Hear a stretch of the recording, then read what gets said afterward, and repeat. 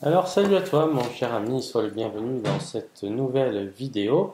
Aujourd'hui je vais te parler de quelque chose qui me tient à cœur. J'ai réussi à me faire prêter un hand spinner. Alors attends, je vais essayer de l'allumer.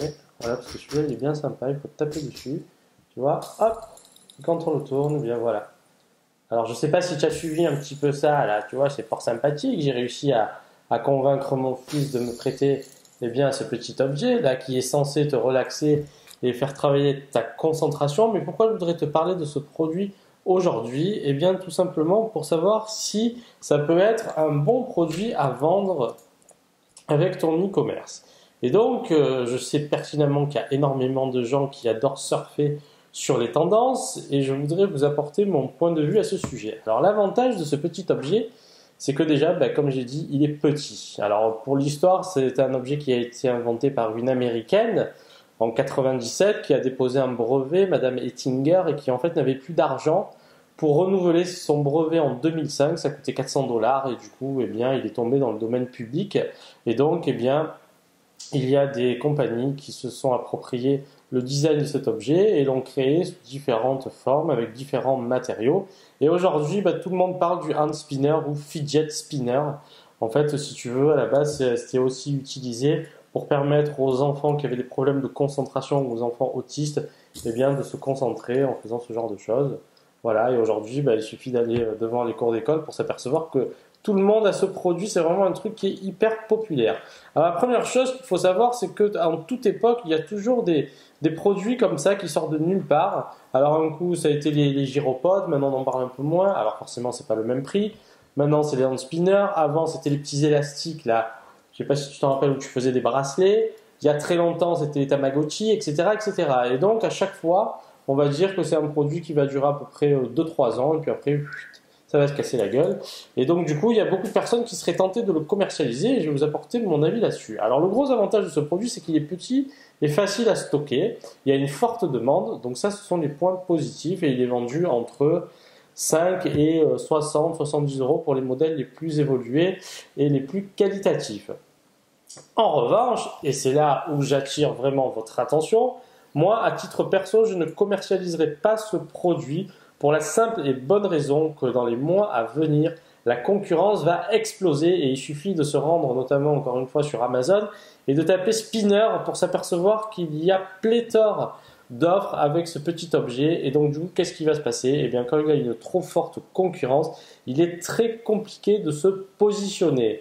Et donc du coup, même si par chance, vous êtes un vendeur avec un bon profil, vous arriverez peut-être à vous positionner, mais il faut garder en tête qu'il y a des gens qui vont arriver de nulle part et qui vont casser les prix pour se positionner et faire plus de ventes que vous et vous n'allez pas pouvoir tenir dans la durée. Et donc dans ces cas-là, il vaut mieux être fournisseur d'un spinner que revendeur d'un spinner. Et ça, c'est vraiment ce qui fait toute la différence. Il y a même, je lisais un article, une entreprise française qui est en train de voir comment elle peut faire parce qu'en fait la demande explose, ils n'arrivent plus à se fournir avec ce petit objet. Et du coup, en fait, ils voudraient faire de l'impression en 3D pour créer eux-mêmes les hand spinners. En fait, c'est tout bête, hein, c'est un petit roulement à billes avec des poids et du coup, par inertie, ça permet de faire tourner le petit objet.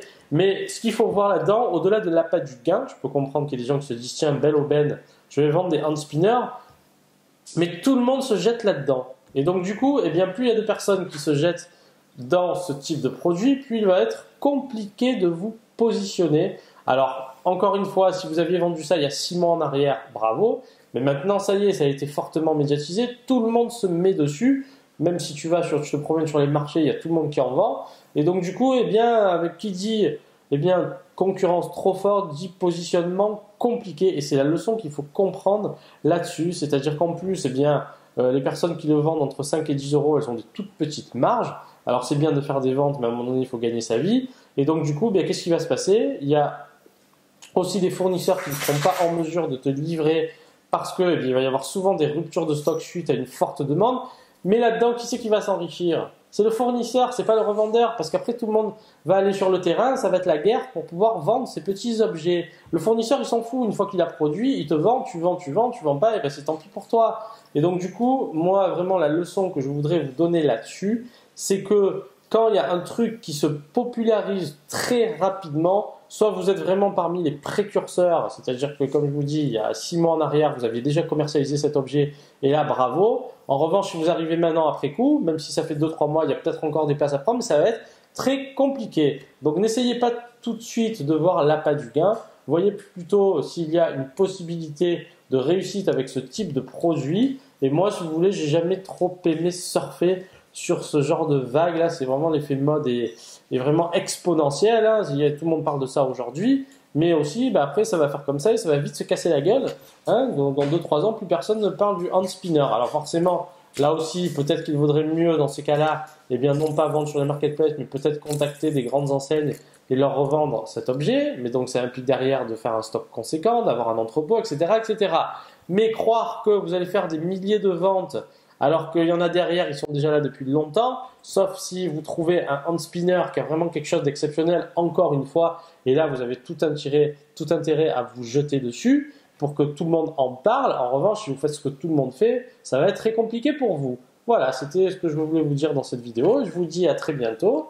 On se concentre. Hein. Bon, moi perso, je ne me concentre pas plus que ça en faisant tourner l'objet, mais bon, peut-être que vous, ça vous permet de vous concentrer. Bon, moi perso, ouais, c'est sympathique, mais bon, je vois pas vraiment l'utilité de cet objet. C'est vraiment un effet mode et on sait que forcément les enfants, avec notamment, par exemple, on a eu Pokémon, et ben d'un coup Pokémon, on en parle beaucoup moins, pardon. Pourquoi? Parce que ça y est, maintenant on va parler de ça. Voilà. Et donc à chaque époque a sa mode. Et donc c'est toujours le premier qui arrive sur le marché qui sort la tête de l'eau. Voilà. Allez, je vous dis à bientôt pour une nouvelle vidéo. Tchuss.